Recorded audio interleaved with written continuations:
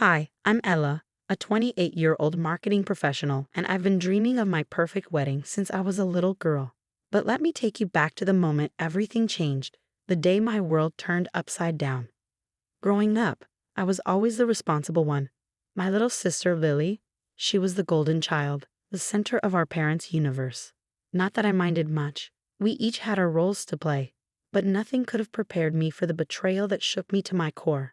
I remember walking into my parents' house one afternoon, excited to finalize the last few details of my upcoming wedding. As soon as I stepped inside, the smell of fresh paint and sawdust hit me. Confused, I wandered into the kitchen, which had been outdated just weeks before. Now it looked like something straight out of a glossy home renovation magazine. Mom, Dad, what's all this? I asked, my voice bouncing off the brand new tiles. Oh, sweetie, isn't it wonderful? My mom gushed. We decided it was time Lily had a kitchen worthy of a chef. You know how cramped her old one was. Yeah, Ella, check this out.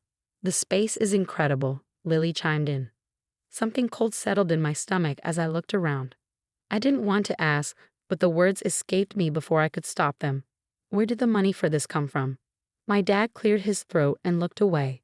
Mom's tone was strangely firm as she replied, well, since Lily needed it more, it came from your wedding fund.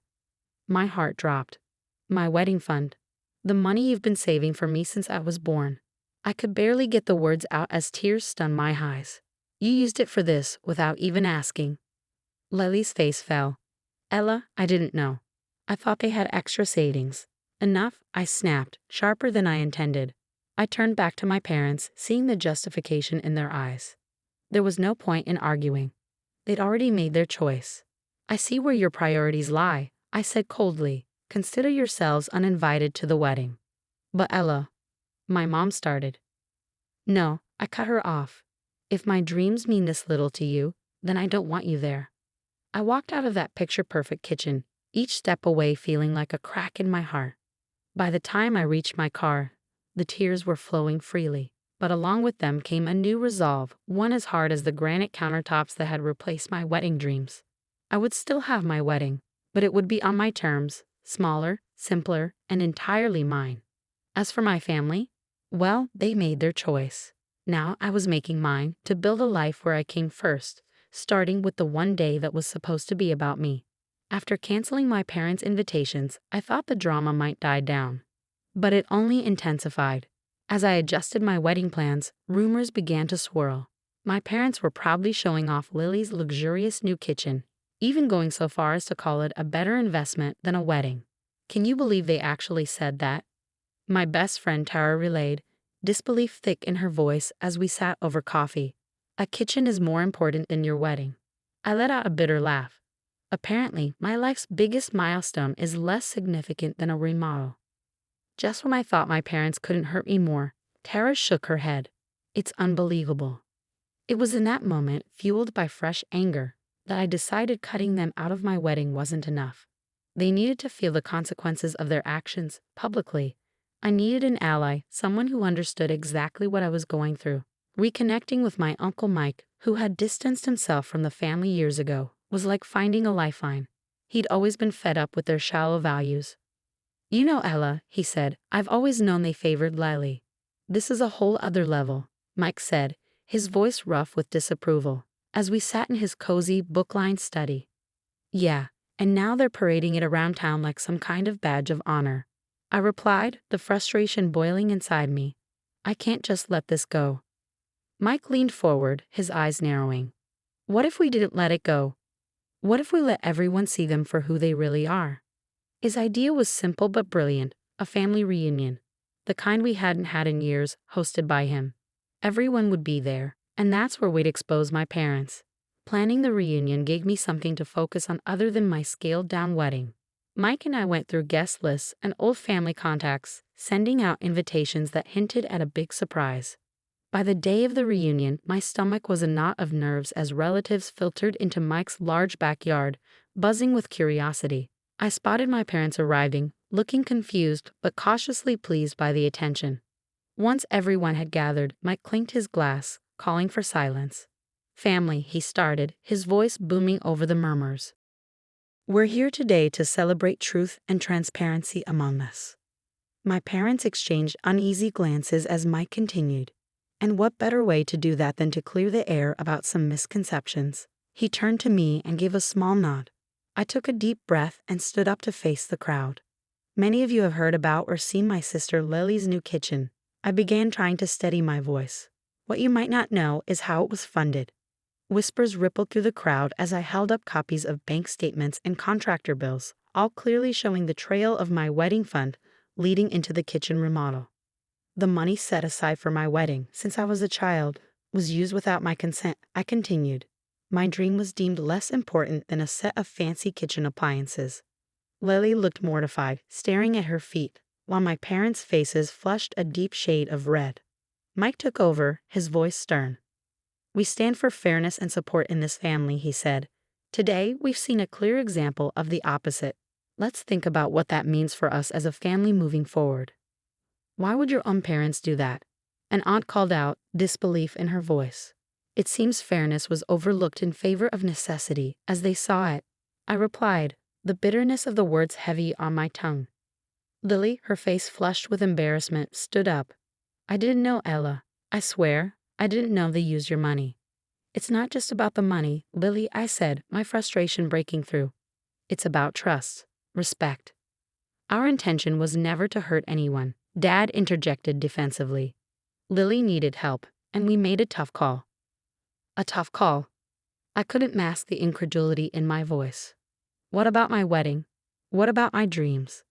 The relatives shifted uncomfortably, the mood growing more tense with each passing second. Seems to me, an older cousin spoke up, you thought only of one daughter. What about Ella? Yeah, how do you justify choosing between your children like that? Another chimed in. The confrontation grew heated, with voices overlapping as family members picked sides, some expressing sympathy, others outrage. Enough. Mike's voice cut through the clamor. This isn't just a family squabble over money. It's a revelation of priorities. Today, we saw where those priorities lie. For some of us. The crowd quieted, the tension thick in the air.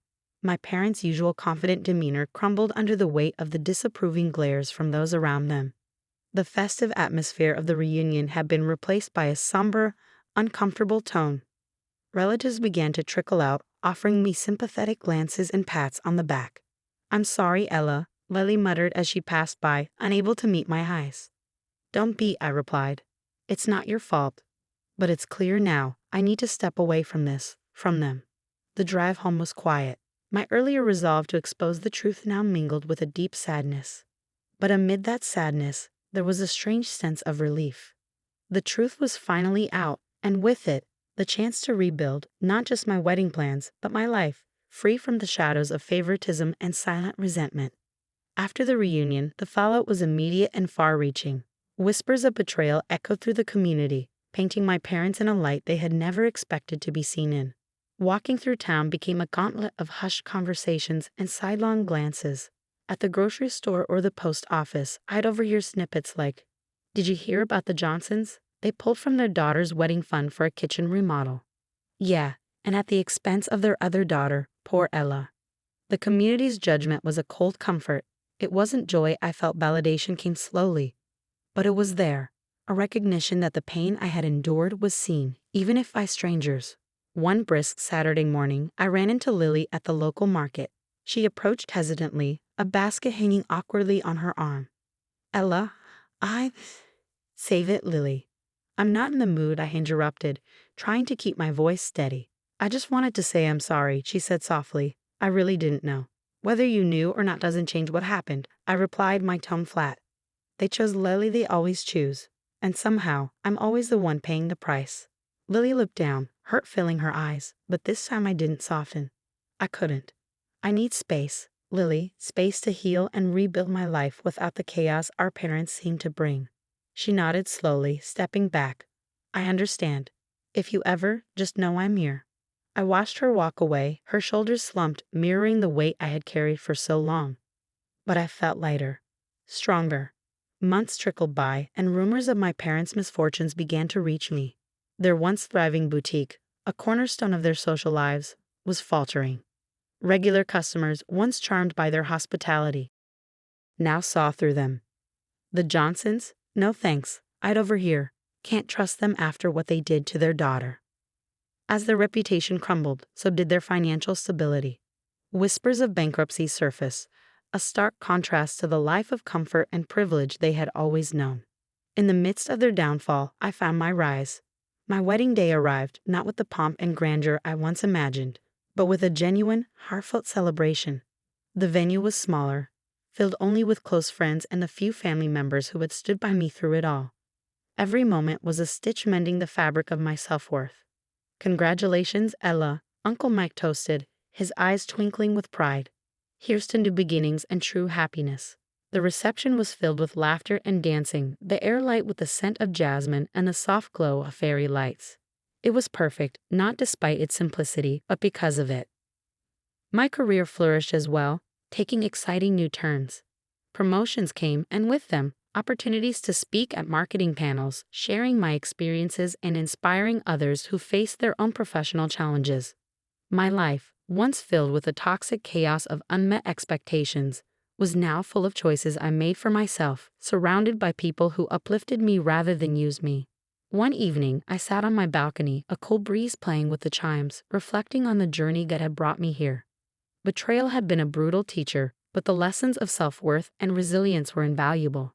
As I turned my gaze to the stars, I realized that sometimes the hardest trials forge the strongest souls.